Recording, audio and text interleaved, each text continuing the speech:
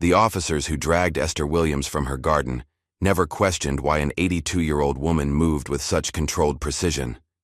They laughed when the station computer flashed, "Classified Level 6 access only," after scanning her fingerprints. Just another glitch in the system.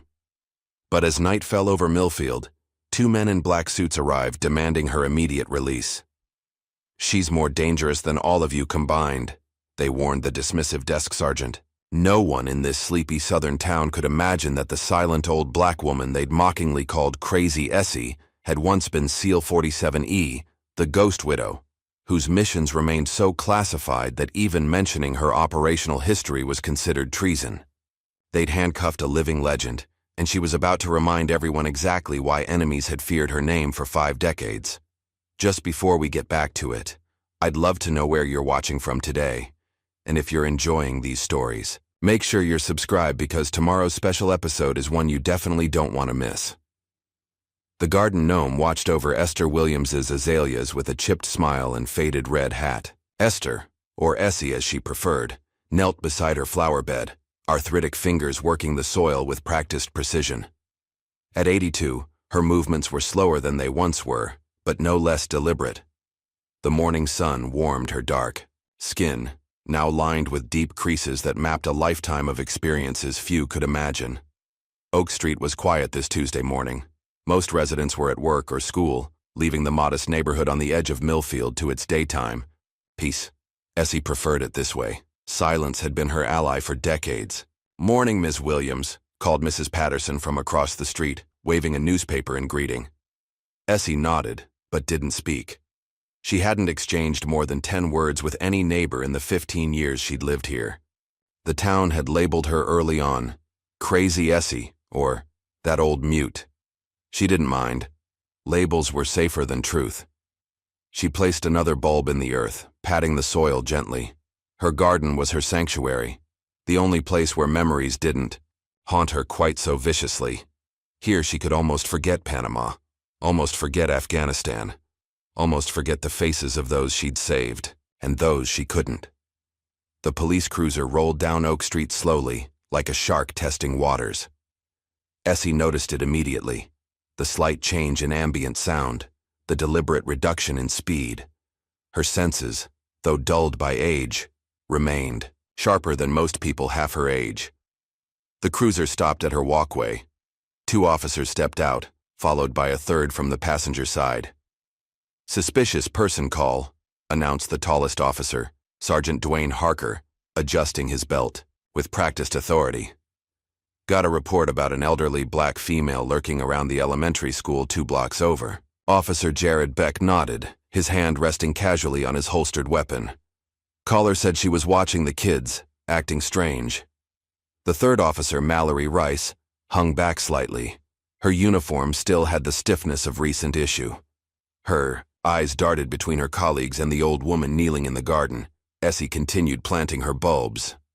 "Ma'am," Harker called out, stepping onto her property. "Need to have a word with you." When Essie didn't immediately respond, Beck moved closer.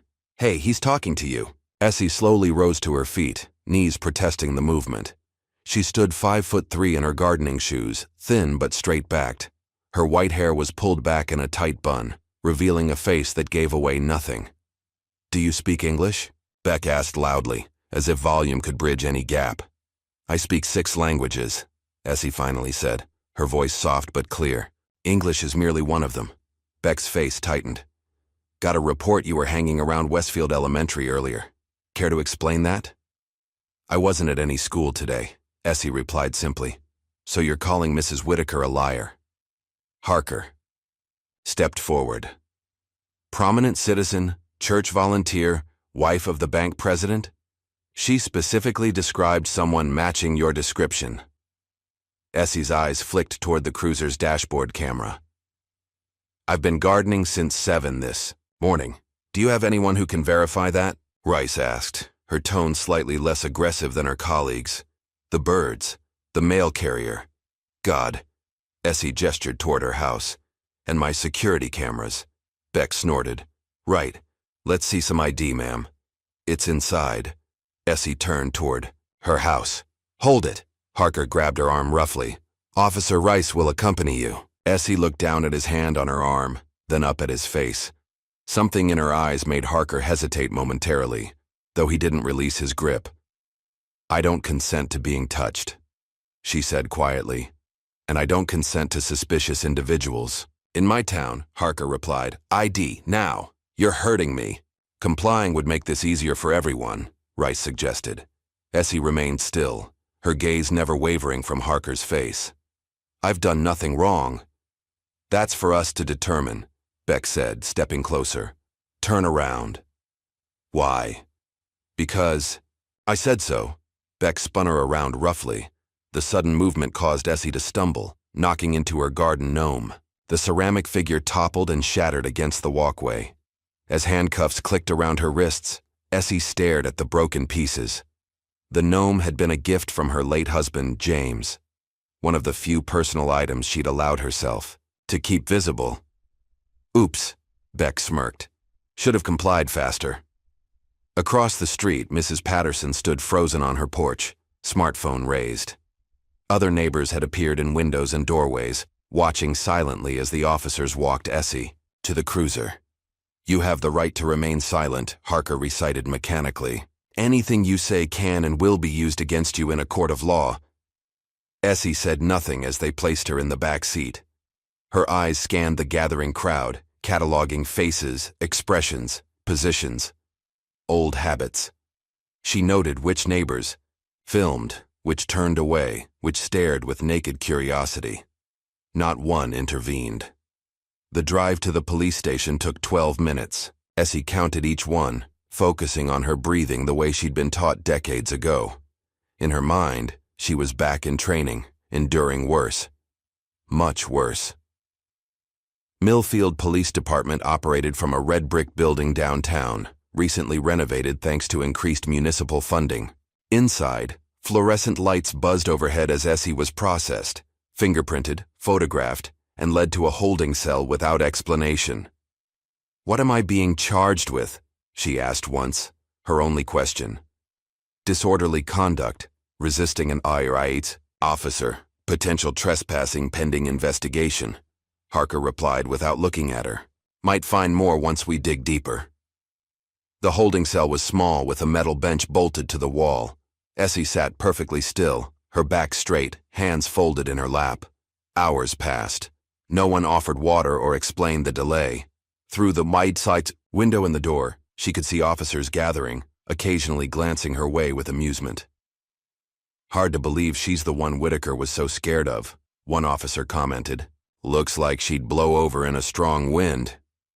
"Probably off her meds," another suggested. "These old folks get confused." Beck leaned against the wall. "You think you're above the law just 'cause you're old?" he called to her. "Special rules for special people, huh?" Essie didn't respond. She simply watched them, her face expressionless. Inside, she was mapping the station layout, counting personnel, identifying exits. Not because she planned anything. Habits formed in hell don't easily fade, even after decades of peace. At the dispatch desk, Amanda Cho frowned at her computer screen. Fresh out of police academy and only 3 weeks into her job, the 24-year-old dispatcher took her responsibilities seriously. Standard procedure required background checks on all detainees, so she'd run Essie's fingerprints through the system. The screen had flashed red. "Classified. Level 6 access only. Contact Naval Intelligence immediately." Amanda stared at the message, then glanced toward the holding cell where the elderly woman sat motionless. She checked the birth date on the preliminary booking form. 1943. How could an 82-year-old black woman's identity be classified at the highest military level? "Sergeant Harker," she called hesitantly. "There's something strange with Ms. Williams's background check." Harker barely glanced up from his coffee. "Like what? Outstanding warrants? Mental health holds?" "No, sir. It's classified. Military. Classification." That got his attention. "What?" Amanda turned her monitor so he could see. "Level 6 access. That's higher than FBI clearance." Harker's face darkened. Must be a glitch. Run it again. She did. Same result. Listen. Harker leaned close, lowering his voice. This stays between us. Probably a system error, but no need to make a big deal. Drop it. But procedure says... I said drop it. His tone left no room for argument. Clear. The screen, and don't mention it again. As Harker walked away, Amanda glanced once more at the old woman in the cell. Essie was looking directly at her, as if she'd heard every word despite being 30 feet away. A chill ran down Amanda's spine. Across town, Malik Green scrolled through his social media feed as he waited for his coffee order. Several posts mentioned a police incident on Oak Street, videos showing officers arresting an elderly black woman. He enlarged one clip, and recognition hit immediately. Ms. Williams? He muttered, downloading the video. Memories flooded back. Being 9 years old, surrounded by teenage bullies behind the corner store. Then Essie, appearing silently, saying something to the boys that made them scatter like frightened birds. She'd walked him home without saying another word, then disappeared back to her solitary existence. Malik grabbed his coffee and headed for his car. At 35, he'd spent the last decade building a reputation as an investigative journalist focused on social justice issues. Originally from Millfield, he'd returned 6 months ago to care for his ailing mother, taking a position with the local paper while freelancing for national outlets. He drove to the police station, professional curiosity and personal concern creating an uncomfortable knot in his stomach. Night had fallen by the time Essie was allowed her phone call. She dialed a number from memory, speaking only 3 words when it was answered. Shadow protocol activated. Then she hung up and returned to her cell without protest. 2 hours later, the night shift began. Essie lay on the hard bench, eyes closed but fully alert. The building had quieted, with only 3 officers visible from her vantage point. At precisely 2:17 a.m., the front door opened. 2 men entered the station. Both wore black suits, impeccably tailored. One carried a slim briefcase. Neither smiled as they approached the desk sergeant. "May I help you, gentlemen?" the sergeant asked, setting aside his crossword puzzle. "We're here for Esther Williams," said the taller man, his voice neutral. "Visiting hours are 9 to 5 and only after formal charging," the sergeant replied. "Come back tomorrow." The shorter man placed his briefcase on the counter and opened it, removing a document. "This authorizes her immediate release into our custody." Sergeant scanned the paper, snorting. "This isn't a federal facility. Your fancy paperwork doesn't mean—" "Call this number," the taller man interrupted, sliding a card across the desk. "Verify our authority." "Listen, fellas," the sergeant leaned forward. "We've got procedures here.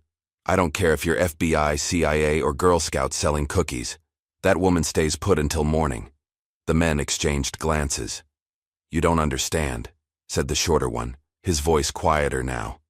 "She's more dangerous than all of you combined," the sergeant laughed. "Right. The 80-year-old gardener is Jason Bourne." 82, corrected the taller man. "And no, not Bourne. Much worse." Something in his tone made the sergeant pause. He looked toward the holding cell where Essie appeared to be sleeping peacefully. "Who is she, really?" "Call the number," the taller man repeated. Now, in the quiet of her cell, Essie closed her eyes and let herself remember. Not the garden or the handcuffs or the broken gnome, but 1965. The impossible test that changed everything. She was 22, standing on a beach in Virginia with 40 men. The only woman. The only black person. All volunteers for an experimental program so classified even the regular SEAL teams didn't know about it. Diversity token, one instructor had sneered. Won't last a day. She lasted. Through swimming, trials that drowned 2 men. Through endurance tests that broke another's spirit. Through pain that would have hospitalized most soldiers. She set records, broke bones, healed, broke more bones, healed stronger. By the end, even the instructors stopped talking, just watched, her with a mixture of respect and fear. She became SEAL 47E. The E officially stood for Experimental Unit. Unofficially, they called her the Executioner, a legend buried under layers of classified documents and redacted reports, a ghost who completed missions that officially never happened, a widow who eventually retired to grow flowers and forget. But memory, like muscle, never truly forgets its training. Morning light filtered through the small window of Essie's cell, casting bars of shadow across the concrete floor. She'd been detained for nearly 24 hours now, given only a paper cup of water and a stale sandwich. It didn't bother her. She'd once survived 14 days in a hole in the ground with nothing but rainwater. Malik Green sat in his parked car outside the police station, reviewing his notes. He'd spent the night researching, calling contacts, digging through databases. The fragments he'd uncovered made little sense individually, but together they formed a disturbing pattern. Panama, 1989, reports of a shadow operative extracting high-value targets during the invasion. Described as unusually small in stature, but terrifyingly efficient. Afghanistan, early 2000s. Whispered stories among Taliban fighters about the Ghost. Widow, a phantom who could enter secured compounds undetected, always described as death wearing a woman's skin, and a code name that appeared in heavily redacted documents. SEAL 47E Malik's phone rang. A source from the Pentagon, a former classmate now working in intelligence. Whatever you're digging into, stop, his friend warned without preamble. That code name you asked about? It triggered alerts across 3 agencies. Who is SEAL 47E? Malik pressed. I can't even confirm that designation exists. But hypothetically, if it did, you'd be poking a hornet's nest filled with classified operations spanning 50 years. Is it Esther Williams, the woman arrested yesterday? Silence then. I didn't say that. I didn't say anything. But Malik, be careful. Some ghosts don't like being disturbed. Inside the station, Sergeant Harker stood at his desk, face flushed with anger as he crumpled a form in his fist. Request denied, he snapped at Amanda. I told you to drop this. Sir, it's procedure to complete a background verification on all detainees, Amanda insisted, keeping her voice professional despite her nervousness. The system flagged inconsistencies that... The system glitched, Harker interrupted. End of story. But the men who came last night were federal bureaucrats overstepping their jurisdiction. Harker tossed the crumpled form into the trash. This is my department, my town, my case. He leaned closer. Keep pushing this, Cho, and you'll be directing traffic at the elementary school until retirement. Amanda watched him storm away, her mind racing. In 3 weeks on the job, she'd witnessed numerous procedural violations, but this felt different, personal, as if Harker had something to prove or something to hide. The dispatch desk computer required a password to access the restricted database, but Amanda had an advantage the sergeant didn't know about. Her father, James Cho, had been a military intelligence officer before his death 3 years ago.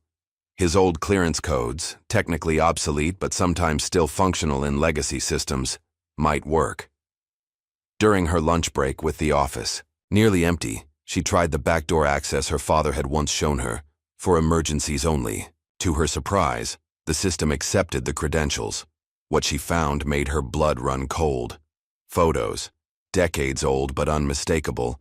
A younger Esther Williams in military fatigues, face streaked with camouflage paint. Another showed her dragging, a hooded figure through jungle terrain. Another in desert gear, a rifle in hand, surrounded by what appeared to be special forces operators, all male, all deferring to her. Amanda downloaded what she could, then carefully erased her digital footprints. Whatever was happening went far beyond a simple false arrest. As evening approached, a distinguished black man in his 70s arrived at the E station. He wore a tailored navy blue suit with military precision, his bearing unmistakably that of someone accustomed to command. I'm here to see Esther Williams, he announced to the desk officer. Name? Admiral Carlton Briggs, retired. The Chiker officer raised an eyebrow. Relationship to the detainee? Briggs's expression remained neutral. Old colleague. 15 minutes later, Briggs was escorted to Essie's cell.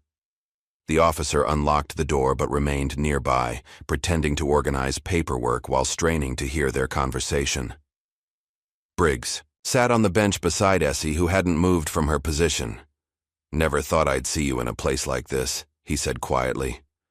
"Never thought I'd see you in a suit," she replied, the faintest smile touching her lips. "The men I sent couldn't get you out. I didn't expect them to. This isn't about a simple arrest." Briggs nodded. "Harker." His father was Colonel Harker. "Kandahar," Essie said, understanding immediately. "The dishonorable discharge. His son's been looking for revenge ever since. When your fingerprints hit the system, he must have recognized the name." They sat in silence for a moment, two old warriors speaking volumes without words. "They're not ready to know who you really are they?" Briggs finally asked. Essie turned slightly, gazing through the small window at the darkening sky. "I didn't survive all that just to die in a town full of cowards." After Briggs left, the night grew quiet again. But the digital world was anything but silent. Malik had spent hours crafting a detailed thread. "The woman they fear. Who is SEAL 47E?" With carefully selected documents, redacted reports, and witness statements from veterans, he painted a picture of an extraordinary operator whose existence had been deliberately erased from military history. The thread went viral within hours. SEAL 47E and Justice. For Essie began trending. Suddenly, all eyes were on the Millfield Police Department. By morning, pressure was mounting. National media picked up the story. The mayor called the police chief, demanding answers. Protesters gathered outside the station with signs, "Free Essie Williams" and "Who are the real criminals?" Sergeant Harker paced his office, fury radiating from him in almost visible waves. He summoned Officers Beck and Rice. "This ends now," he growled. "We've got probable cause to search her property for contraband. Who knows what an ex-military type might be hiding? Weapons, explosives." Rice shifted uncomfortably. "Sir, with all the attention on this case, shouldn't we wait for— Are you questioning my orders, officer?" Harker's voice dropped dangerously. "No, sir," she replied automatically, though her expression suggested otherwise. "Good. You and Beck head over there now. Find something, anything we can use to justify holding her. This woman is not making a fool of my department." The search of Essie's home was methodical but fruitless at first. The modest house was sparsely furnished, almost ascetic in its simplicity. No weapons, no contraband, just books, basic furniture, and gardening supplies. Then Beck found the bedroom closet. Inside, a shadow box hung on the wall, containing military medals, not Essie's. Her service remained classified, but her late husband's, James Williams, Army Special Forces, killed in action in 1982. "Jackpot," Beck muttered, removing the shadow box from the wall. Hidden behind it was a small safe. "We don't have a warrant for that," Rice pointed out. Beck ignored her, examining the safe. "Probably full of illegal weapons. That's reasonable suspicion right there." Despite Rice's protests, Beck called for a department technician to open the safe. Inside was a single item, a worn leather journal filled with what appeared to be coded entries. "Evidence," Beck declared, bagging the journal. On their way out, he deliberately knocked the shadow box to the floor, shattering the glass and scattering James Williams' medals across the hardwood. Rice stared at the fallen medals, then at her partner. Something shifted in her expression. Doubt, crystallizing into certainty. This wasn't law enforcement. This was cruelty. That afternoon, due to mounting public pressure and a stern call from the governor's office, Essie was released without charges. She stood on the station steps, facing a small crowd of reporters and curious onlookers. She said nothing, asked for nothing, simply walked away with the same quiet dignity she'd shown throughout her detention. But inside, calculations were being made. Lines were being drawn. Essie Williams hadn't survived 5 decades of impossible missions by being passive. She walked 12 blocks to a small hardware store tucked between a laundromat and a pawn shop. The bell above the door jingled as she entered. Behind the counter stood a Latina woman in her 60s, her once black hair now streaked with silver. Sharp eyes took in Essie's appearance, noting the faint bruising on her wrists from the handcuffs. "Heard you had some trouble," the woman said. "Nothing I can't handle, Tracker," Essie replied. Tina. Tracker. Melendez smiled slightly at the old call sign. They hadn't seen each other in nearly 15 years, not since James's funeral. But some bonds transcend time and distance. "What brings you to my humble establishment?" Tracker asked, though her expression suggested she already knew. Essie glanced around the store, ensuring they were alone. "You still got the rifles?" Tracker's smile faded. "The M40A5s? From Damascus?" Essie nodded once. "Basement storage. Never could bring myself to get rid of them." Tracker studied her old commander carefully. "This isn't just about an unlawful arrest, is it? They took James's medals, and my journal." Tracker's intake of breath was sharp. "The encrypted one? With all the—" "Yes. Jesus, Essie." Tracker came around the counter. "You really want to do this? At our age?" Essie's gaze was steady, revealing a glimpse of the woman she'd once been. The operator who'd led the most feared special operations unit in history. "Age is just a number, Tracker, and some debts never expire." As darkness fell over Millfield, Essie sat alone on her porch surveying her damaged garden. The broken gnome had been swept away, but the memory remained. In the quiet evening, she allowed herself to remember one more mission, the one that had nearly broken her. Desert air, thick with sand and gunpowder. The year was 1997. Her team had been tasked with eliminating a terrorist leader responsible for bombings across 3 continents. The intelligence was solid, the plan flawless, until they found the children, dozens of them, held in a compound adjacent to the target's location. Human shields, the analysts called them later. Collateral damage, acceptable under the mission parameters. Essie had made a different call. Extraction first, target second. The children survived. The terrorist escaped. Her team completed the kill 3 weeks later, but the damage was done. Essie had disobeyed a direct order. No medal would come from that mission, but neither did nightmares of dead children. It earned her the silent respect of every operator who served with her afterward, and the watchful suspicion of those who valued mission completion above humanity. Now, decades later, that choice still defined her. She would not stand by while injustice occurred, even when standing meant revealing secrets long buried. The soft chime of her phone interrupted her thoughts. A text message from an encrypted number. Journal contents being decoded. Harker knows what's inside. Moving to phase 2. Essie deleted the message and stood up, her decision made. Millfield had no idea what it had awakened, but it was about to find out. The morning sky over Millfield hung heavy with gray clouds, matching the tension that had settled over the town in the 3 days since Essie's release. Mayor Franklin Wells sat behind his mahogany desk, staring at the mounting stack of emails, voicemails, and written complaints from citizens across the country. "This is a disaster," he muttered, loosening his tie. At 58, Wells had served as mayor for 12 years, running the town with a careful blend of Southern charm and political pragmatism. Now, that carefully constructed image was crumbling before a national spotlight. His assistant knocked lightly before entering. "Chief Sullivan is here, sir." Police Chief Thomas Sullivan entered, his uniform immaculate, but his expression grim. At 64, he was nearing retirement, and had hoped to coast through his final years without incident. "Tom," Wells gestured to a chair. "We need to clean up this mess. Now." Sullivan nodded, settling his bulk into the seat. "I've placed Beck on administrative leave pending review. Harker's fighting it, but I've ordered a full investigation into the arrest." "That's not enough." Wells tapped his computer screen displaying Malik Green's latest article. "This journalist is turning our town into a symbol of everything wrong with American policing. The governor called me this morning, Tom. The governor." Sullivan's jaw tightened. "What exactly do you want me to do?" "Williams was released. No charges. Filed. Make it right. Wells insisted. Publicly. Apologize to the woman. Fire someone if necessary.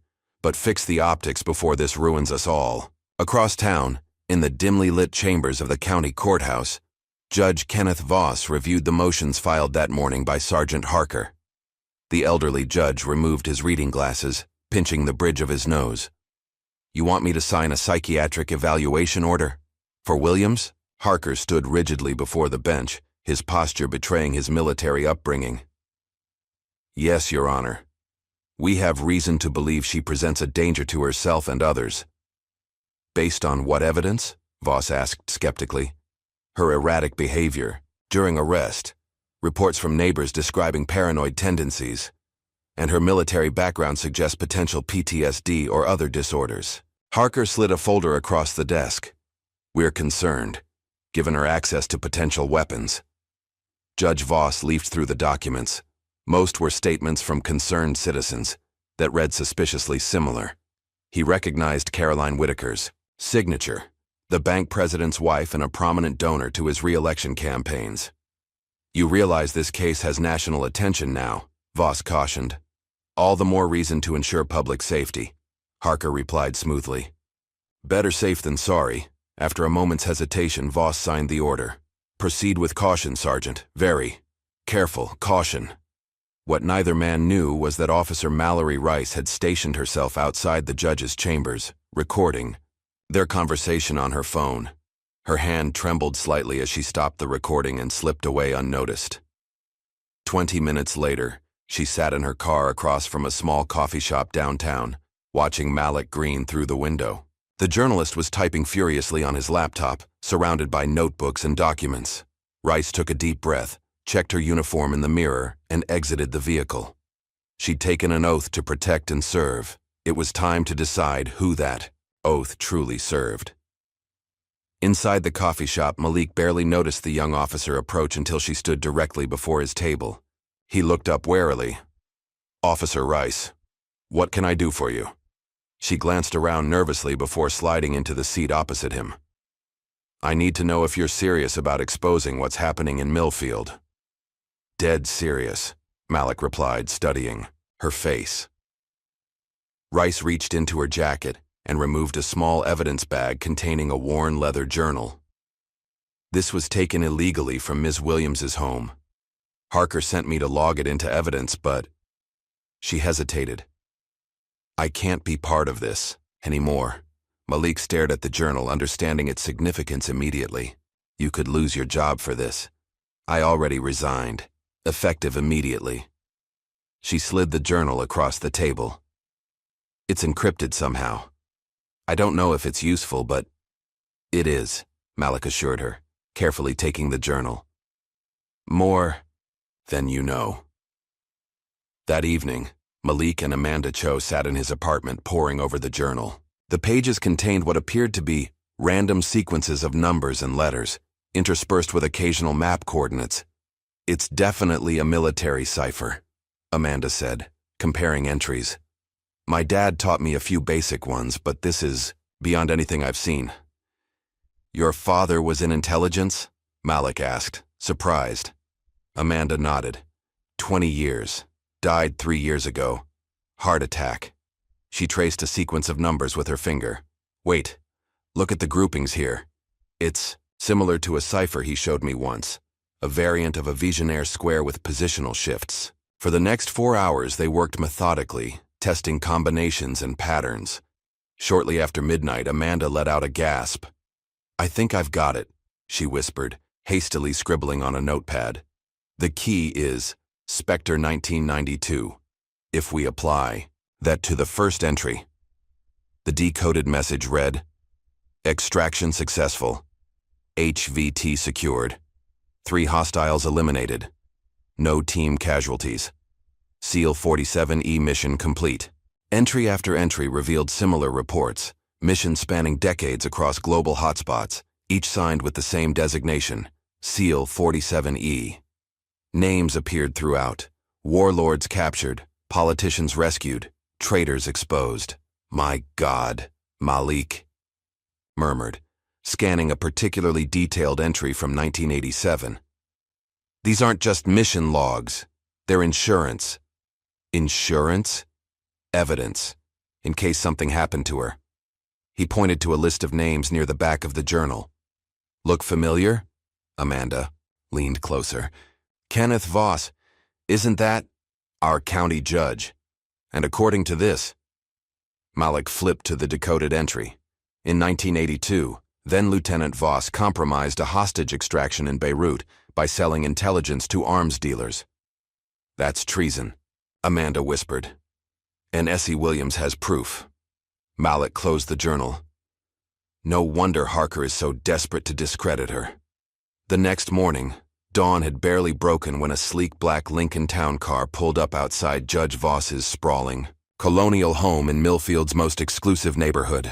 Essie Williams stepped out, dressed not in her usual gardening clothes but in a fitted black trench coat, her white hair pulled back severely. The judge's housekeeper answered the door, startled by the early visitor. I need to see Kenneth, Essie said simply. Tell him it's an old acquaintance from Beirut. Minutes later, she was shown into Voss's private study. The judge stood by the window in a silk bathrobe, his face ashen. You, he said, voice barely above a whisper. After all these years, Essie remained standing, her posture perfect, despite her age. I'd hoped never to see you again, Kenneth. What do you want? His hand trembled as he poured himself a generous whiskey, despite the early hour. You signed an order yesterday. Psychiatric evaluation. Voss swallowed hard. Harker made a compelling case. Save it.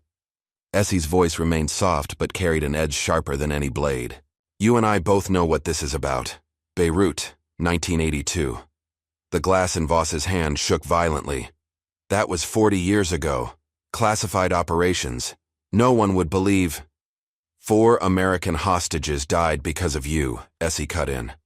I have names, dates, account numbers. And now, thanks to your friend Harker, my insurance policy is being decoded as we speak. What do you want? Voss asked again, desperation creeping into his voice. Rescind the order. Recuse yourself from any matters concerning me. And retire, Kenneth, before month's end. Or, Essie smiled, a small cold thing without humor. Or I ensure that the last thing people remember about Judge Kenneth Voss isn't his distinguished career, but his dishonorable discharge and the blood on his hands. She turned to leave, but Voss called after her. Williams, you think you're untouchable? There are powerful people who do anything to keep those old missions buried. Essie paused at the door. I'm counting on it. By noon, news broke that Judge Voss had rescinded the psychiatric evaluation order and announced his recusal from all matters concerning Esther Williams, citing potential conflicts of interest. The statement raised more questions than it answered, particularly for those following Malik's reporting. As Essie walked home from the bus stop that afternoon, she sensed the tale immediately. Male, mid-30s, trying too hard to look like a local in a town where everyone knew everyone. He kept pace half a block behind her, occasionally speaking into what appeared to be a Bluetooth earpiece. She made no indication she'd noticed him, continuing her usual route with the unhurried pace of an elderly woman. When she stopped to examine flowers in the park, he paused to tie his shoelace. When she entered the corner market, he waited outside, pretending to check his phone. Amateur, she thought. They'd sent an amateur. Inside her house, Essie moved efficiently, placing her handbag on the kitchen counter before filling a glass with water. Through the window, she watched her shadow take position across the street, partially concealed by a large oak tree. Precisely 7 minutes later, the power in her house flickered momentarily, the signal she'd been waiting for. Without hurrying, she moved to her bedroom, opened the closet, and pressed a hidden panel behind where her husband's medals had once hung. The false wall slid open, revealing a narrow passage to the basement. The hitman made his move at dusk. Dressed as a utility worker, he approached the back door with a clipboard and fake ID. Finding it unlocked, he slipped inside, drawing a silenced pistol from his work belt. The house was silent and still. A single lamp burned in the living room. A half-empty glass of water sat on the kitchen counter. He moved methodically through each room, clearing corners with practiced efficiency. When he reached the bedroom, he noted the open closet, the empty hooks where metals had once hung. The blow came from behind, swift, precise, and devastating. A forearm across his throat, applying pressure to the carotid arteries with surgical precision. He tried to bring his weapon up, but a sharp twist of his wrist sent white-hot pain up his arm. The gun clattered to the floor. Darkness closed in as his oxygen depleted. His last conscious thought was confusion. How could an 82-year-old woman move like that? When he awoke, he was seated on the cold marble base of Millfield's town square fountain, hands and feet bound with zip ties. A small crowd had gathered, some taking photos, others calling the police. Around his neck hung a handwritten sign, "Tell them SEAL 47E is watching." The morning news coverage dominated local and national broadcasts. "Mystery vigilante apprehends. Armed intruder," the headlines proclaimed. The hitman refused to speak, but his credentials were quickly proven false, and his weapon contained no serial numbers. At the Millfield Herald office, Malik fielded calls from major networks seeking interviews or collaboration. His story had exploded, bringing attention not just to Essie Williams, but to decades of classified operations that had shaped global politics from the shadows. "Mr. Green," his editor called from the doorway. "Someone tampered with your car." Security called the police. In the parking lot, Malik stared at his sedan. The brake lines had been cleanly cut, visible fluid pooling beneath the vehicle. A message was keyed into the driver's door. "Drop the story." He was still processing the threat when his phone rang. "Amanda. Someone broke into my apartment," she said without preamble, her voice shaking. "They took my laptop, my files, everything related to the journal." "Are you safe?" Malik asked urgently. "I'm at my mother's." "But Malik." "They left a note. They know about my father, about his access codes." Before he could respond, a text message appeared on his screen from an unknown number. "Town fountain, 20 minutes. Come alone." Malik arrived at the fountain with 5 minutes to spare, scanning the nearly empty park with nervous eyes. He'd brought a small canister of pepper spray. Meager protection, but better than nothing. "You won't need that," came a soft voice from behind him. He spun around to find Essie seated on a bench, feeding breadcrumbs to pigeons as if she had no concerns in the world. "They cut my brake lines," Malik said, sitting beside her. "I know. I fixed them after the police left." At his surprised look, she added, "Mechanical engineering was part of my training. Amanda's apartment was broken into. She's safe. That's what matters." Essie continued feeding the birds. "But you're not, Malik. Neither of you are. This goes beyond Harker or Voss. The journal was meant to be found eventually, just not yet." She turned to face him fully. "They'll kill you both to keep those secrets, unless we give them something bigger to worry about." "What do you have in mind?" "I need time. 3 days." Essie's eyes held his with intensity that belied her years. "Can you get somewhere safe until then?" Malik thought about it.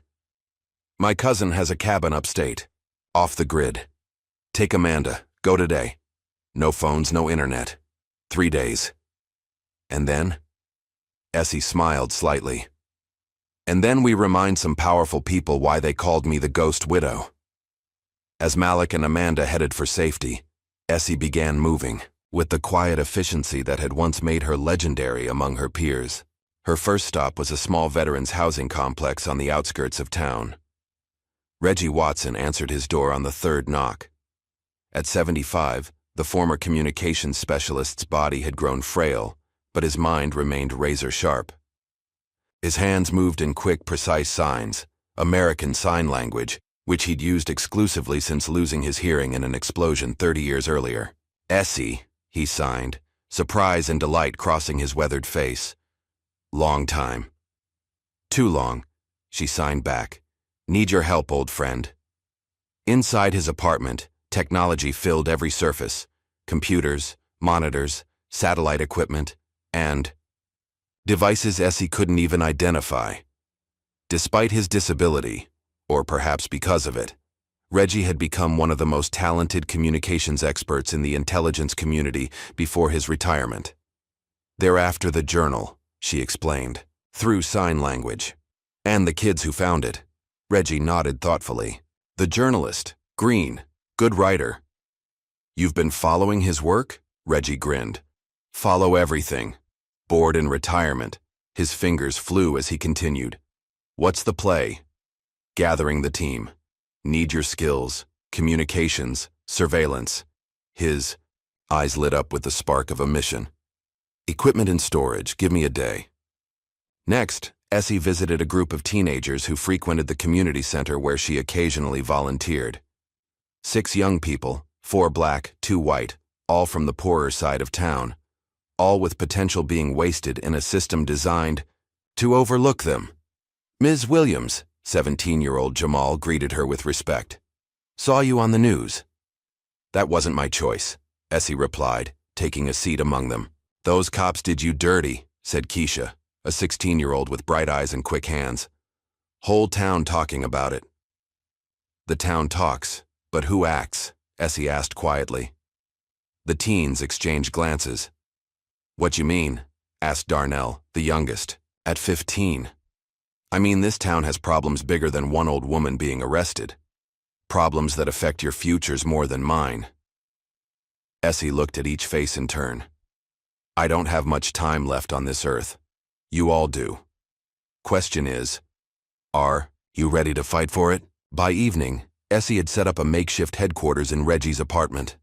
Maps of Millfield covered one wall with key locations marked: the police station, courthouse, mayor's office, and the homes of Harker, Beck, and other players in the unfolding drama. Reggie's fingers moved rapidly. Surveillance equipment active. Police radio frequencies tapped. Email servers compromised. Good. Any movement on Harker? Reggie nodded, pointing to a monitor showing a real-time GPS tracker. Planning something. Made calls to private security contractors, ex-military types. A raid, Essie concluded. They'll come for me tonight or tomorrow. Let them come. As darkness fell over Millfield, Sergeant Harker gathered a team in an abandoned warehouse on the edge of town. 6 men in tactical gear checked weapons and equipment. None of it standard police issue. This operation is off the books, Harker informed them. Williams is a national security threat. Evidence suggests she's in possession of classified materials and potentially dangerous weapons. What about warrants? One man asked. Covered.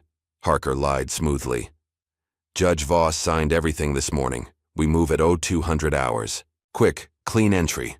Secure the target and any materials. Questions? There were none. These weren't regular officers but private contractors accustomed to operating in gray areas. One more thing, Harker added. This stays quiet. Far as anyone knows, this is a standard department operation. Understood? Across town, Malik and Amanda had barely reached the outskirts when Malik's phone rang. Despite Essie's warning, he answered. Mr. Green, came a familiar voice. This is Mayor Wells. I'd like to meet, privately. It's about Esther Williams and what's really happening in Millfield. Malik hesitated, looking at Amanda. I'm afraid I'm unavailable at the moment, Mayor.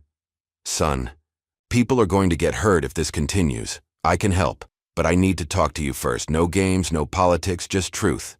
After a moment's consideration, Malik agreed to meet at a diner just outside town limits in 30 minutes. He turned the car around, despite Amanda's protests. Essie said 3 days, she reminded him. If the mayor's willing to talk, this could be important, Malik argued. We'll be careful. The diner was nearly empty when they arrived. Mayor Wells sat alone in a corner booth, nursing a cup of coffee. He looked older than his press photos, the lines in his face deeper, his eyes tired. Thank you for coming, he said as Malik and Amanda slid into the booth. And for bringing Ms. Cho. Her father was a good man. Amanda stiffened. You knew my father? Not personally, but his reputation preceded him. Wells glanced around before continuing in a lowered voice. What you've stumbled into goes far beyond Millfield. Judge Voss made some calls after Williams visited him, calls to people who don't officially exist. Division 9, Malik guessed, recalling a heavily redacted reference in Essie's journal. Wells' eyebrows rose slightly. You've done your homework. Yes. An intelligence unit so classified even most of the Pentagon doesn't know it exists. They clean up loose ends. Like Essie Williams? Amanda asked. Like anyone who threatens certain narratives. Wells slid a thumb drive across the table. Everything I could access about what's happening. Harker's planning a raid tonight. Private contractors. Shoot first. Questions, never. Malik pocketed the drive. Why are you helping us? Wells smiled sadly. I've been mayor for 12 years. Before that, I was a history teacher. I've watched this town rot from the inside while pretending everything was fine. Maybe I'm too old to keep pretending. What do we do with this information? Amanda asked. Get it to Williams, then get somewhere safe. Wells stood, placing money on the table for his coffee. And whatever you do, don't trust anyone with a badge. Rain fell in sheets across Millfield as 2 a.m. approached. Essie sat alone in her darkened living room waiting. Her house had been prepared. Cameras hidden in strategic locations, tripwires set, escape routes cleared. She'd lived long enough to know when a storm was coming. Sometimes literally, sometimes figuratively. Tonight, both. Her phone vibrated with a text from Reggie. 6 men. Tactical gear. ETA 3 minutes. Essie placed the phone on the coffee table and closed her eyes briefly. At 82, her body protested the lack of sleep, the stress, the constant vigilance, but her mind remained razor sharp, cycling through scenarios and contingencies with practiced ease. The first indication of the raid was subtle, a momentary disruption in the power to the security cameras Reggie had installed. Amateur move. Dysora. Second was the soft crunch of boots on wet gravel around the side of the house. Essie slipped silently into the kitchen as a black-clad figure approached the back door. The lock was picked with practiced efficiency. The door opened without a sound. 2 men entered, weapons raised, scanning with tactical lights. They moved through the kitchen toward the living room where a single table lamp created a small pool of light. In the center of that light sat Essie's rocking chair, empty and still. Clear. One whispered into his comm. The second man moved toward the hallway. Bedroom next. Neither noticed the small device Essie had left on the kitchen counter, a modified signal booster connected to Reggie's equipment across town. Every word, every movement was being transmitted live to multiple secure servers.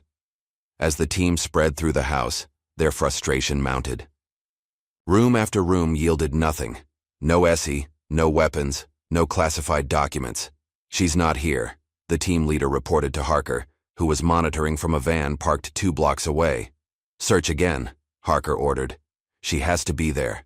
Sir, the house is empty. There's nothing here except... The man paused, noticing something on the kitchen table. Hold on, there's a note. Written in elegant script on a piece of stationery was a simple message. Still too slow. Miles away, in the office of the Millfield Herald, Editor-in-Chief Sarah Jenkins arrived early to prepare the morning edition. What she found waiting in her inbox stopped her cold. Dozens of video files showing 6 armed men illegally entering and searching Esther Williams's home, along with audio recordings of Sergeant Harker ordering the raid without a warrant. The sender was anonymous, but the message was clear. The truth about Millfield PD, publish or delete. Your choice. By dawn, the story was everywhere. Local TV interrupted regular programming. Social media exploded with clips of the illegal raid. Phone lines at the police station and mayor's office jammed with calls from outraged citizens and media outlets. Reggie's fingers flew as he signed to Essie, who sat calmly in his apartment watching the chaos unfold on multiple screens. Perfect. Execution. Phase 1 complete. Harker, she asked. Reggie switched to a feed showing the police station. Called emergency meeting. Department in chaos. 3 officers resigned this morning. Across town, Malik and Amanda watched the same coverage, from the safety of a motel room 30 miles outside Millfield. The thumb drive from Mayor Wells had provided crucial evidence corroborating everything in Essie's journal, and more. Look at this, Amanda said, pointing to a document on her laptop. Operational directives for something called Project Ghost Shield. It mentions Division 9 and... She paused, eyes widening. A list of SEAL team members from classified units. Essie's name is here, along with others. And dates of termination. Termination? Malik leaned closer. You mean, they've been eliminating their own operators. Cleaning house. Amanda scrolled through the document. Essie is one of the last still alive. Malik's phone rang. An unknown number. He answered cautiously. It's time, came Essie's voice. Return to Millfield, Town Hall, noon tomorrow. Is it safe? No, she replied honestly, but necessary. Bring everything you have. As evening approached, Essie made her way to her own home, slipping past the news vans and curious onlookers who had gathered nearby. Using a neighbor's yard as cover, she accessed her house through a cellar entrance hidden beneath an old gardening shed. The raid had left her home relatively undisturbed. Harker's team had been professional enough not to cause obvious damage, but they'd missed what she'd come for. In the backyard, beneath a flowering dogwood tree, lay a small granite marker commemorating her late husband. Essie knelt beside it, her fingers finding the hidden catch that few would notice. The marker shifted slightly, revealing a small compartment underneath. From it, she removed a waterproof bag containing a USB drive, a small key, and a worn photograph of herself and James on their wedding day. She tucked these into her pocket just as her phone vibrated with a warning from Reggie. Police approaching. 2 minutes. Essie replaced the marker and moved quickly through the shadows toward the street behind her property. As she disappeared into the gathering darkness, 2 patrol cars pulled up in front of her house, lights flashing. The next morning dawned clear and cool.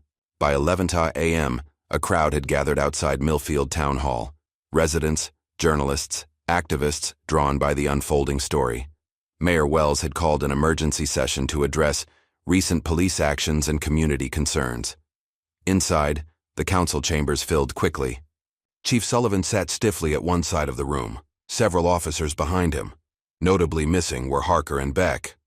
Judge Voss's seat remained empty, his absence explained by a sudden health concern. At precisely noon, the chamber doors opened. Essie Williams entered, flanked by Malik Green and Amanda Cho. The room fell silent as the unlikely trio made their way to the front, where Mayor Wells had arranged for them to speak. Essie approached the microphone first. Despite her age and small stature, she commanded the room's full attention. When she spoke, her voice was clear and unwavering. My name is Esther Williams. For 40 years, I served this country in ways that will never appear in history books. I've been called many things, operative, agent, ghost, but I have always considered myself simply a soldier doing her duty. She placed a small device on the podium, a secure tablet Reggie had prepared. What happened to me last week was not an isolated incident. It was the symptom of a disease that has infected not just this town, but institutions meant to protect all citizens.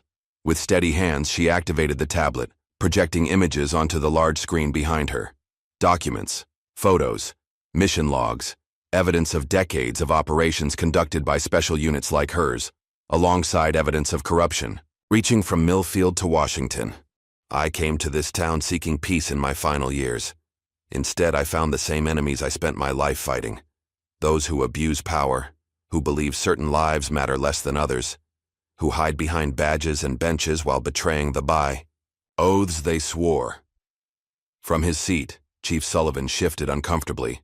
Several council members whispered urgently to each other. Today, I present evidence of crimes committed by Judge Kenneth Voss, Sergeant Dwayne Harker, and others within this community's leadership. Their actions not only violated my rights, but endangered national security and betrayed public trust. As she spoke, a commotion erupted at the back of the chamber. Judge Voss had arrived, pale and sweating, his normally immaculate appearance disheveled. He pointed a trembling finger at Essie. She's lying. This is a fabrication, a conspiracy to... His words cut off abruptly as he clutched his chest, face contorting in pain. He collapsed to the floor as several people rushed to his aid. In the ensuing chaos, Sergeant Harker burst through a side door, his face twisted with rage. He spotted Malik filming the proceedings and lunged toward him, drawing his weapon. You did this, he shouted. You and that traitor. Before anyone could react, a blur of movement intercepted him. 16-year-old Keisha, using the defense techniques Essie had taught her, executed a perfect sweep that sent Harker crashing to the floor. His gun skittered across the polished tiles. Two other officers, their faces grim, moved in to restrain their sergeant as he thrashed and shouted. "You don't even know who she really is!" Harker screamed as they dragged him toward the exit. "She's just the beginning. They're everywhere." Outside the chamber, paramedics worked on Judge Voss, who had suffered an apparent stroke. The live feeds, capturing the dramatic scene, ensured that millions witnessed both his collapse and Harker's meltdown. As order slowly returned to the chamber, Essie reclaimed the microphone. Her expression revealed nothing of the turmoil around her. "What you've seen today is just the beginning," she said quietly. "The truth has been buried for too long, beneath layers of secrecy and intimidation. But no secret lasts forever." She looked directly into the cameras, her gaze unwavering. "To those who think power makes them untouchable, remember this. I spent 50 years in shadows watching. I'm not the only one. We're still here. Still watching." With those words, she stepped away from the podium. The room erupted in questions and exclamations, but Essie moved through the crowd with quiet dignity, Malik and Amanda close behind. Outside, the afternoon sun cast long shadows across the town square. As they descended the town hall steps, a sleek black SUV pulled up to the curb. The rear door opened, revealing a familiar face, Admiral Carlton Briggs. "That was quite a show, Essie," he said as she approached. "But you've stirred a hornet's nest. Division 9 is mobilizing." "Good," Essie replied calmly. "Let them come into the light for once." "It won't be just local cops next time," Briggs warned. "These people have resources, influence. So do I." Essie glanced back at the town hall, where more people were emerging, many talking excitedly into phones or cameras. "The most powerful weapon was always the truth, Carlton. You taught me that."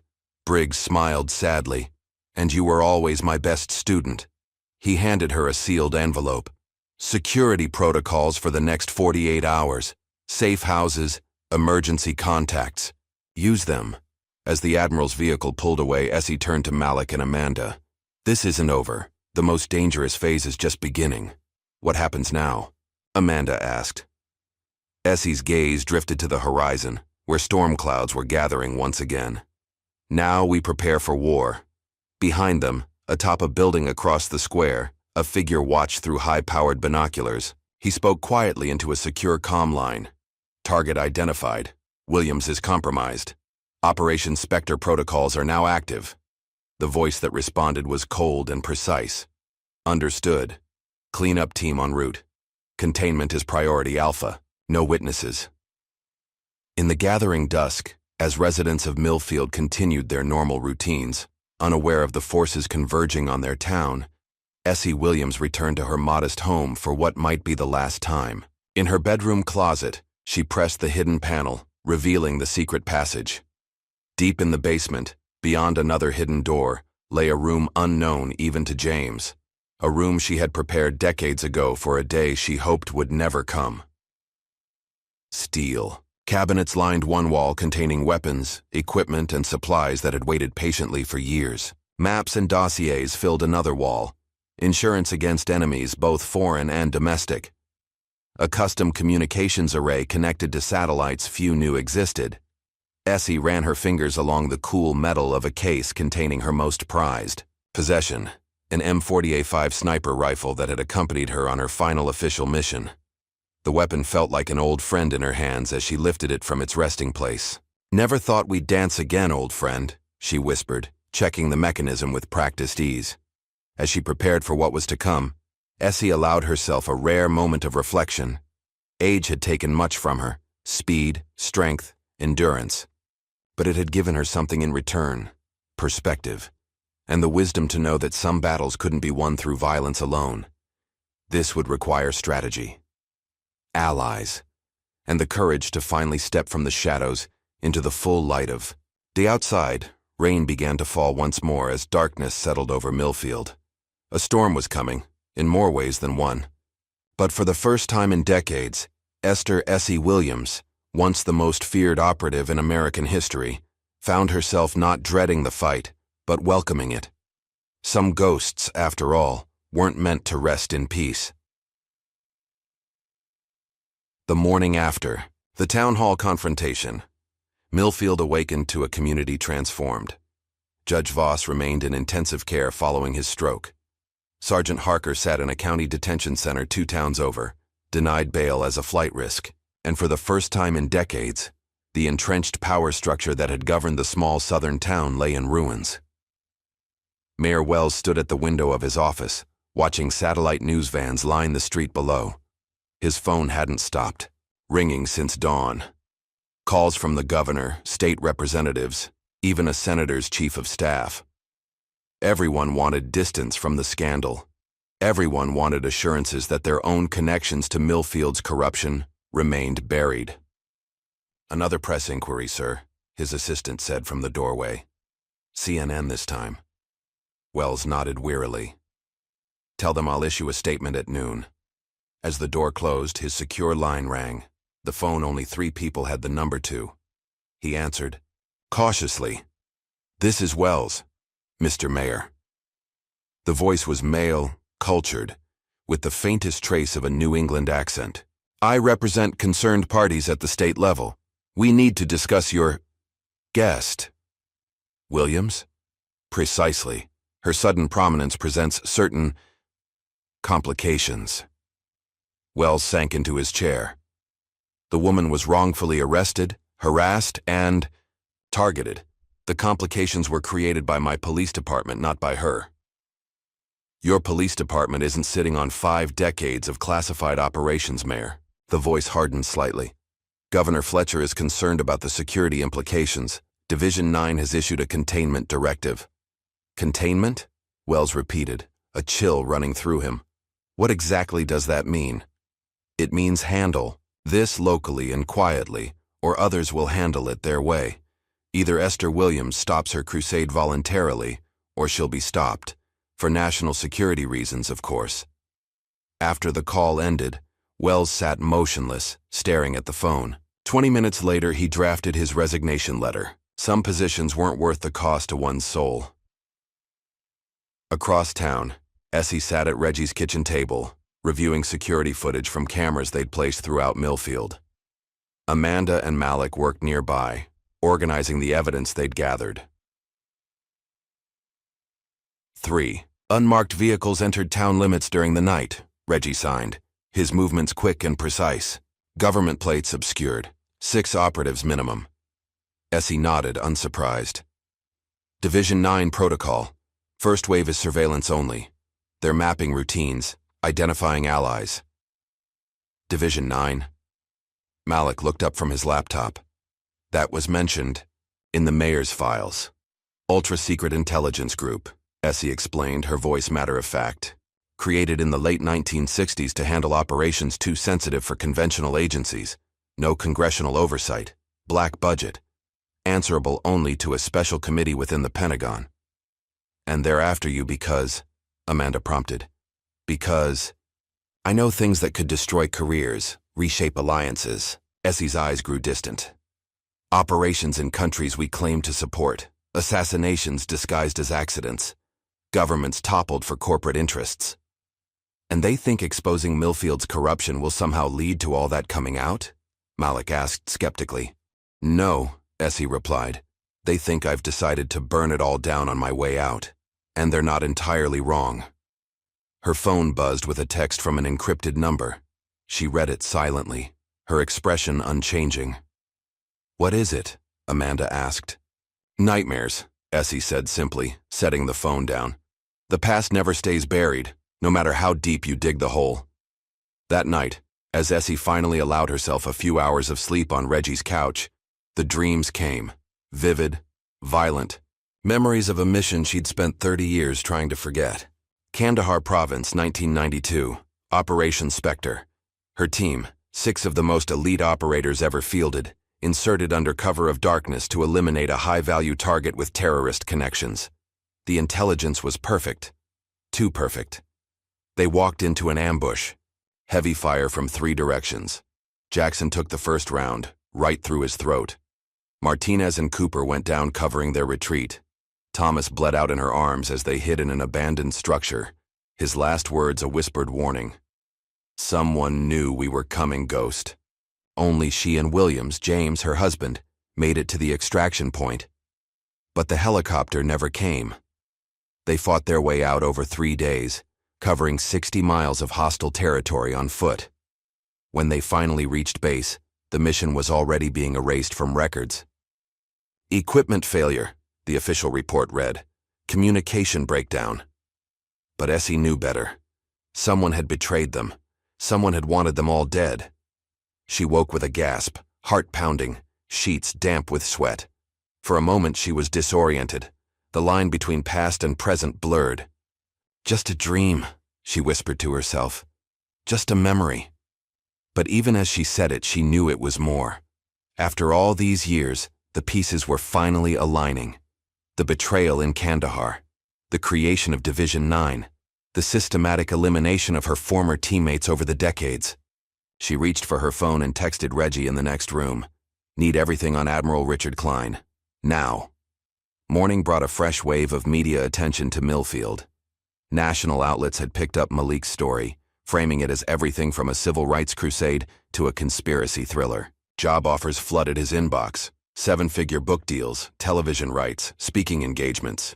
$3 million for exclusive rights to your story and Williams. Amanda read from an email, whistling softly. That's life-changing money, Malik.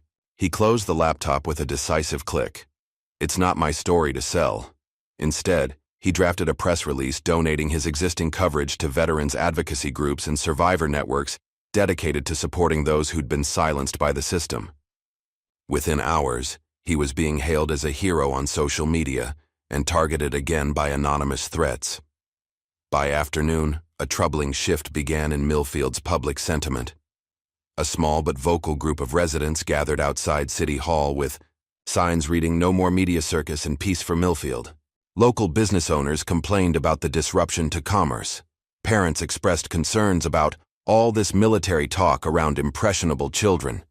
Tanner Wilson, a real estate developer with connections to Judge Voss, gave interviews, framing Essie as a militant elderly woman with a questionable past, training neighborhood kids for God knows what. The fact that she'd merely taught self-defense classes at the community center was deliberately omitted. Amanda noticed the pattern first. They're using classic counterinsurgency tactics, she observed, tracking the coverage. Isolate the target, question their motives, turn public opinion. It's working, Malik admitted, showing them a local poll where support for Essie had dropped 15 points overnight. Of course it's working, Essie replied calmly. It's Division 9's specialty. Before you eliminate a threat, you ensure no one will miss them. Her phone rang, Tracker's number. Essie answered immediately. We have a problem, came Tracker's tense voice. Someone's watching the shop. 2 men, professional setup. Get out now, Essie ordered. Go to... The explosion cut off her words. Through the phone came the sound of shattering glass and collapsing metal. Then silence. Tracker? Tracker. Essie's voice rose with rare urgency. Nothing. Within 20 minutes they received news. A gas leak explosion had destroyed Tina Tracker Melendez's hardware store. She'd survived but was hospitalized with severe injuries. The official report made no mention of the sophisticated drone seen hovering nearby moments before the blast. That evening, Reggie discovered surveillance bugs in Essie's home, military-grade technology embedded in the electrical system. Hours later, Doc Shelley, the 4th member of Essie's old team, missed their scheduled check-in. His apartment was found empty, coffee still warm on the counter. The message was clear. Division 9 was eliminating loose ends. It's me they want, Essie told Malik that night as they regrouped in a motel 30 miles from Millfield. The rest of you should disappear. New identities, new locations. And let them win? Malik shook his head firmly. This is bigger than Millfield now. This is about decades of covered-up crimes. You don't understand what we're facing, Essie insisted. These people erase problems permanently. They have resources, political cover, and absolutely no accountability. Then we need to make them accountable, Amanda said, looking up from her laptop. We need to bring everything into the light. Essie was quiet for a long moment, her gaze distant. Finally, she nodded once. There's something I need to show you both. She led them to her car and retrieved a weatherproof case from a hidden compartment beneath the spare tire. Inside was a worn metal box containing photographs, microfilm, and a small recording device. During Operation Spectre in 1992, my entire SEAL unit was ambushed. Only my husband and I survived, she explained, her voice steady despite the pain behind her words. We were told it was bad intelligence, a tactical failure. But James never believed that. She held up a microfilm strip. He spent years gathering evidence, tracking money trails, communications. He believed someone high in command sold us out. Did he find proof? Malik asked. He died before he could confirm it. Essie's expression hardened. But I continued his work, and I believe I know who betrayed us. Admiral Richard Klein. The same Klein who now heads Division 9, Amanda realized. The same man who's been systematically eliminating everyone connected to Operation Spectre for 30 years. Essie carefully replaced the items in the box. He's buried evidence, silenced witnesses, rewritten history. Why? Malik pressed. What happened on that mission that was worth killing for? Essie met his gaze steadily. We weren't sent to kill a terrorist. We were sent to eliminate a CIA whistleblower, an American agent who discovered illegal weapons sales to the same insurgent groups we were supposedly fighting. The kind of scandal that would have ended careers and led to criminal charges against some very powerful people. Including Klein, Amanda concluded. Including a man who's now risen to near the top of the Pentagon's power structure. Essie closed the case with a decisive click. A man who can't afford to have an 82-year-old woman with a perfect memory and a file full of evidence start talking to journalists. Later that night, alone with her thoughts, Essie stood by the motel window watching rain streak the glass. In her hand was a faded photograph of her SEAL team, 6 faces, young and determined, unaware of the betrayal awaiting them. They thought.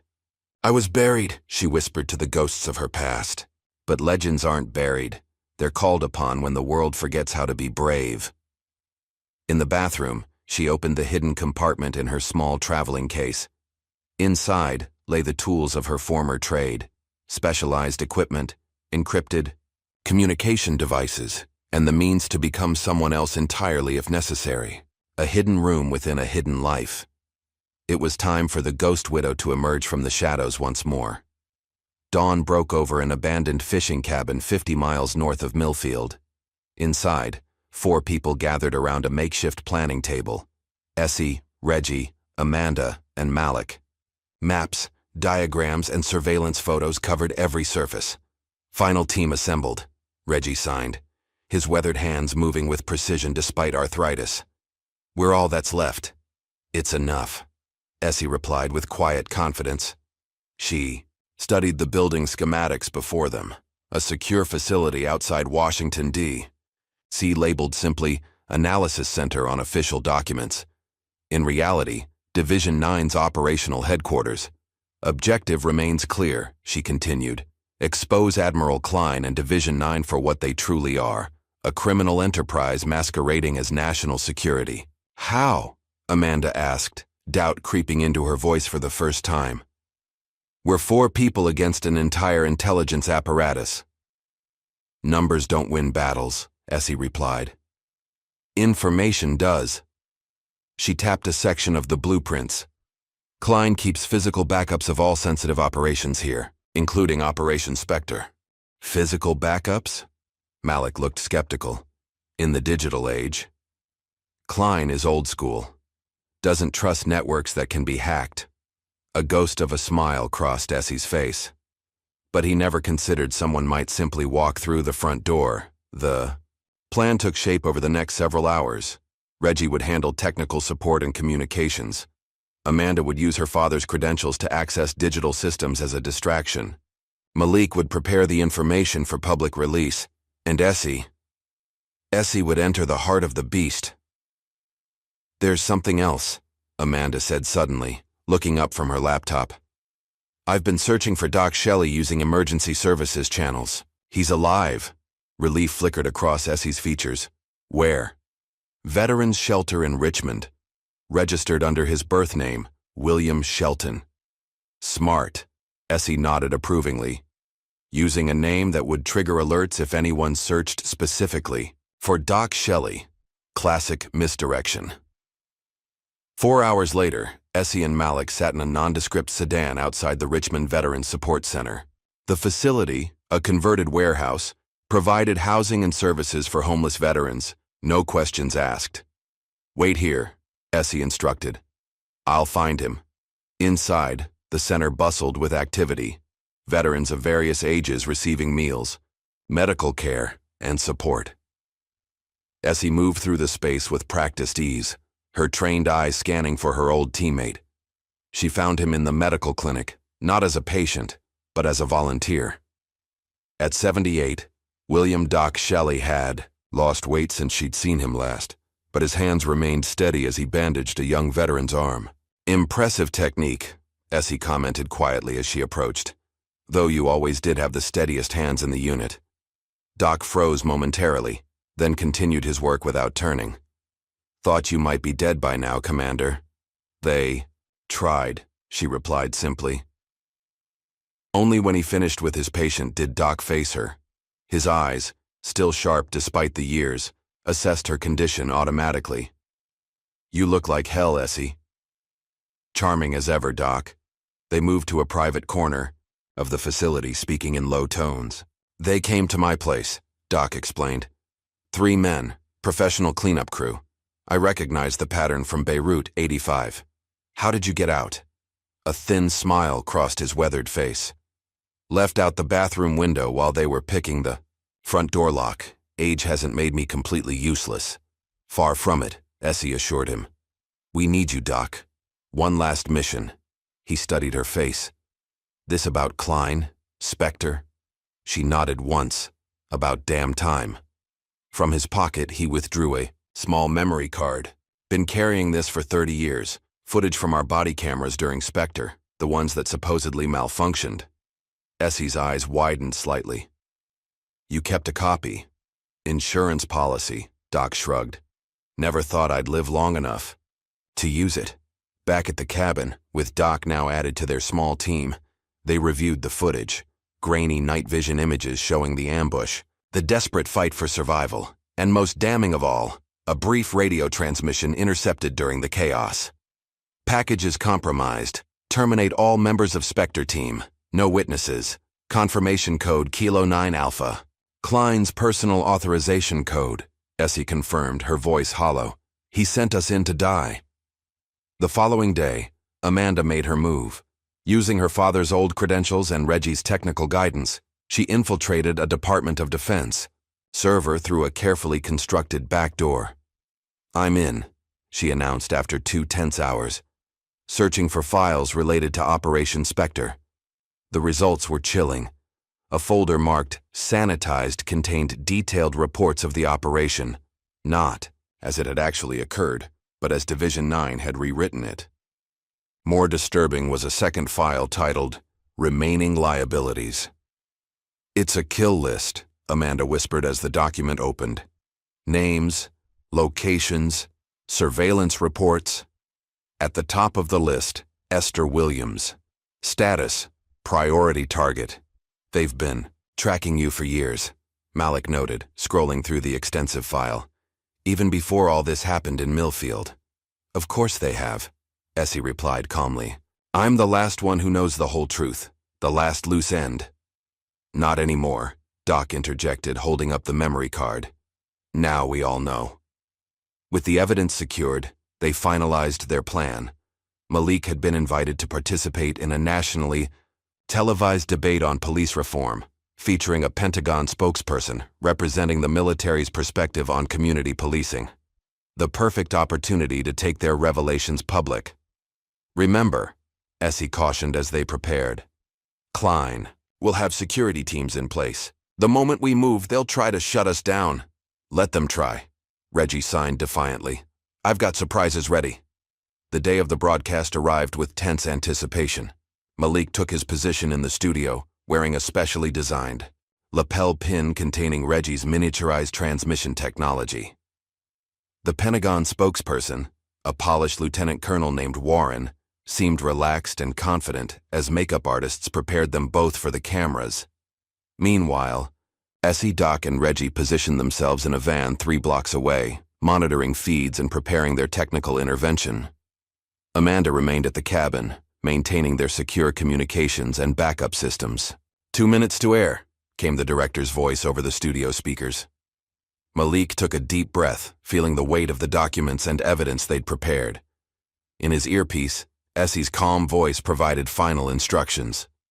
Wait for my signal. When Reggie activates the override, you'll have approximately 90 seconds before they cut the feed. Make them count. The debate began smoothly, with standard talking points about community relations and accountability. Lieutenant Colonel Warren presented the military's perspective with practiced ease, emphasizing transparency and cooperation. At precisely the 17-minute mark, Essie gave the signal. Reggie's fingers flew across his specialized equipment, executing a complex series of commands that bypassed the network's security protocols.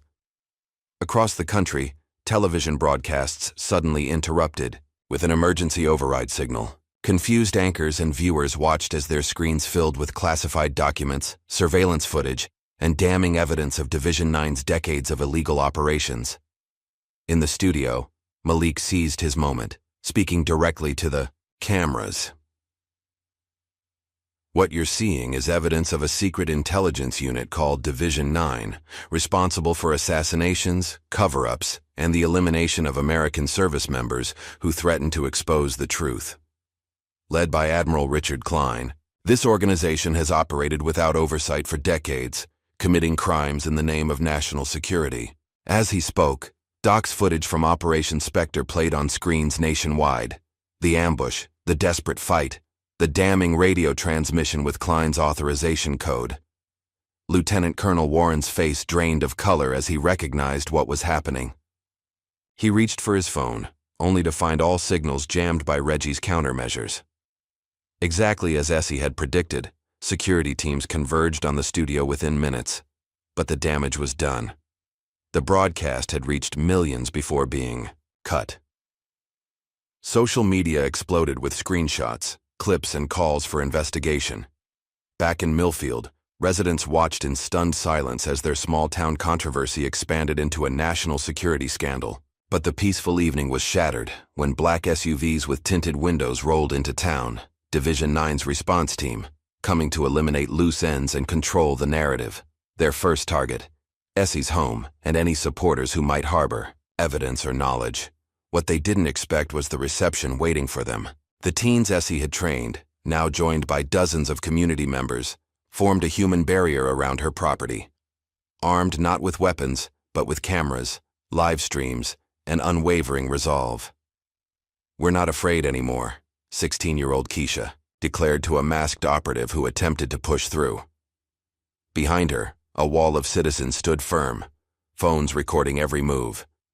The Division 9 team, trained for shadows and secrecy, found themselves paralyzed by the sunlight of public attention.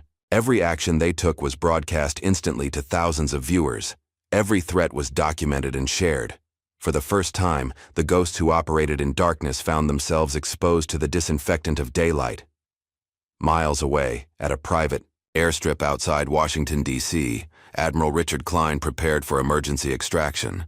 His decades of careful manipulation were unraveling hour by hour as more evidence surfaced and more operatives abandoned their posts.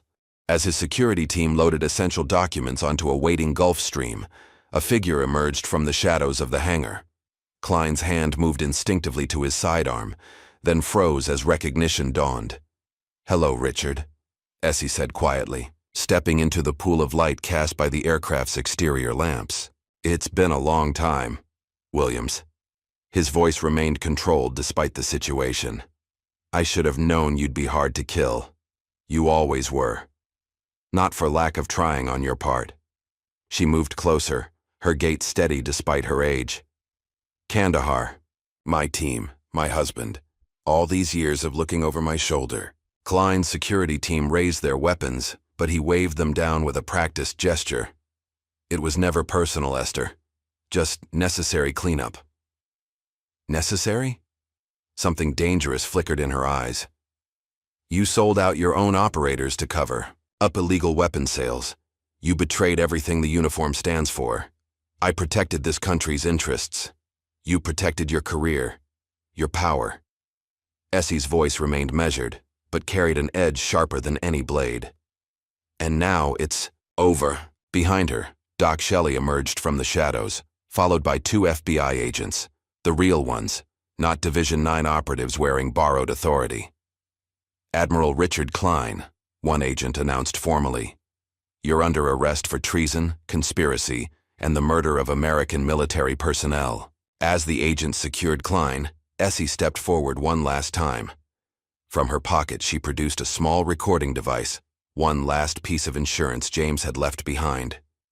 Confess, she said simply. For the families who never knew the truth. For the ghosts who deserve peace.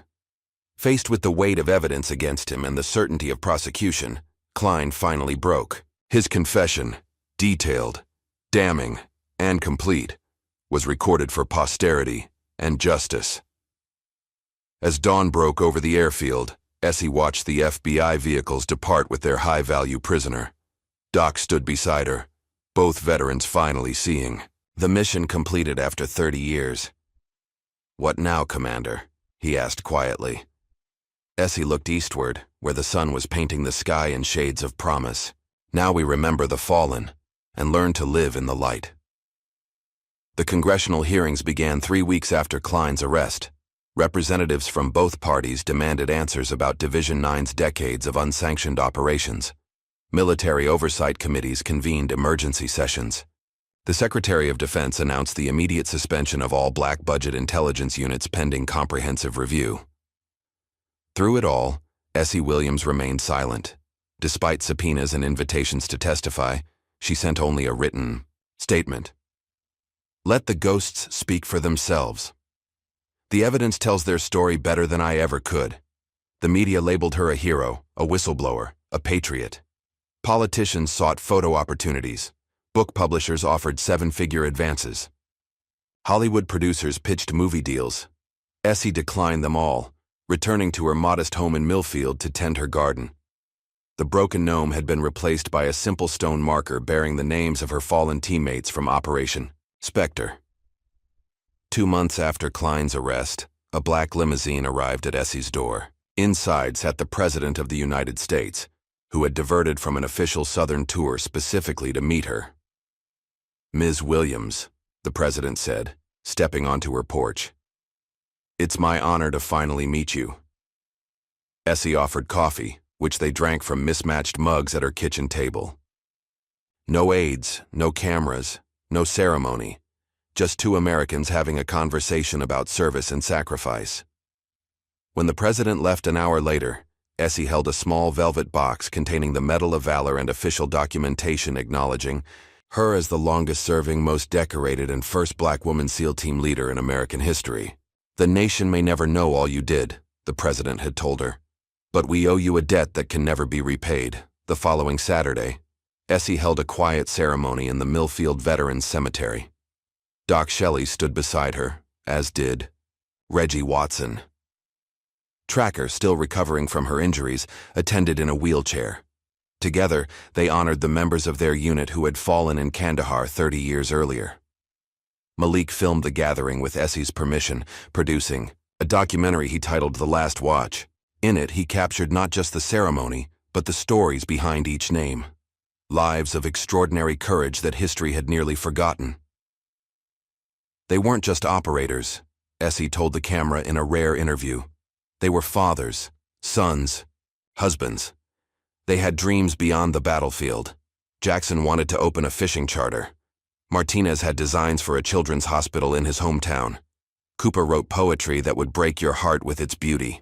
The documentary became Malik's most celebrated work, earning accolades and ensuring that the fallen would be remembered not as classified designations, but as human beings who had given everything for their country.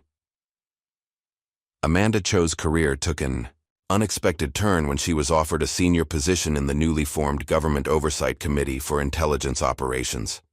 After careful consideration, she declined. "I've seen what happens when power operates without accountability," she explained to Essie over tea. "I can do more good from the outside." Instead, she established a veterans advocacy group, naming it SEAL 47 in honor of Essie's unit. With funding from sympathetic donors and Malik's book proceeds, the organization provided legal support, healthcare assistance, and community for veterans whose sacrifices had been classified out of history. The Ghost Widow Files, Malik's comprehensive book about Essie and the Division 9 scandal, became an instant bestseller. True to his word, he directed all proceeds to programs supporting underprivileged youth in communities like Millfield. "These kids need to know their power," he told interviewers. "They need to see that one person standing up can change everything." In Millfield itself, profound changes took root. Officer Mallory Rice was appointed interim police chief after Sullivan's resignation, implementing reforms that emphasized community engagement and accountability. The town council, now led by a diverse coalition of citizens including some of the teens Essie had mentored, passed measures ensuring transparency in local government. Most visibly, the town square, once dominated by a Confederate monument, now featured a new installation, a bronze statue depicting not Essie herself. She had refused such recognition, but an abstract representation of justice with the names of every SEAL she had served with, engraved on its base. 6 months after the Division 9 revelations, as summer heat gave way to autumn crispness, Essie sat on her porch swing watching neighborhood children play in the street. The weight that had shadowed her for decades had finally lifted, allowing her to simply be an elderly woman enjoying the peaceful rhythms of community life. A young girl, no more than 12, with dark skin and determined eyes, broke away from the group and approached Essie's yard. She hesitated at the gate, gathering courage before speaking. "Ms. Williams," she called, "my grandmother says you train SEALs, the toughest soldiers in the world." Essie regarded the girl with quiet amusement. "Did she now?" "Yes, ma'am." The girl straightened her shoulders. "I want to be strong like you. Think I got what it takes?" For a moment, Essie saw herself at that age, determined, fearless, unaware of the impossible barriers society would place before her. Then she smiled, a genuine expression that softened the weathered contours of her face. "Only one way to find out," she replied, gesturing for the girl to join her on the porch. As autumn deepened toward winter, Essie found a new rhythm to her days. Mornings in the garden, weather permitting. Afternoons mentoring young people at the community center. Evenings with books or occasionally visitors. Doc, Reggie, Tracker, Malik, or Amanda, sharing memories and creating new ones. The nightmares came less frequently now.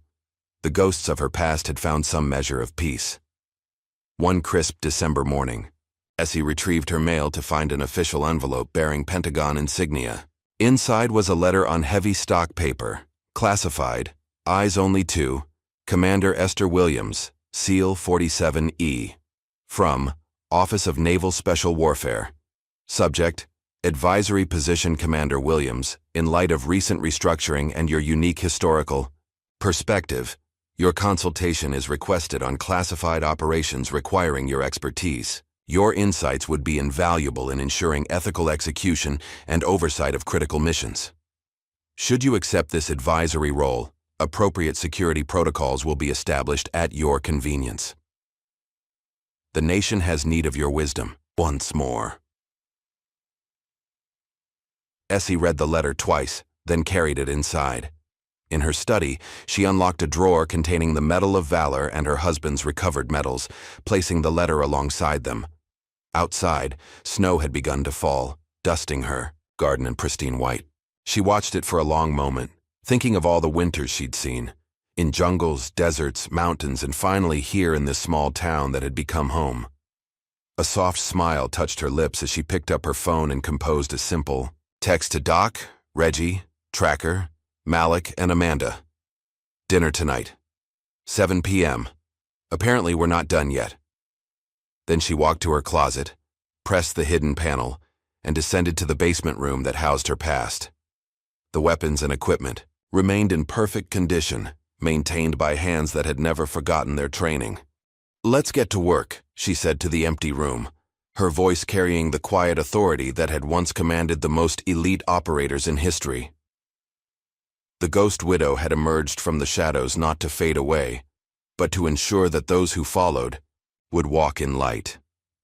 What would you risk to uncover the truth that powerful forces have spent decades trying to bury?